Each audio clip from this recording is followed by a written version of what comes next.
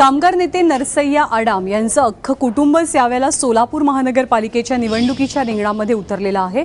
नरसय्या आडाम यांच्या पत्नी आणि त्यांची मुलगी हे माकपच्या तिकिटावरनं निवडणूक लढवतील हे निश्चित झालंय। त्यामुळे डावी विचारसरणीचा पुरस्कार करणाऱ्या आडाम यांनाही घराणेशाहीची लागण झाली आहे का याची चर्चा रंगते आहे। दरम्यान कामगार आणि कष्टकरी वर्गासाठी आपण आपल्या कुटुंबातल्या सदस्यांना निवडणुकीच्या रिंगणामध्ये उतरवल्याचं स्पष्टीकरण आडाम मास्तरांनी दिलं आहे।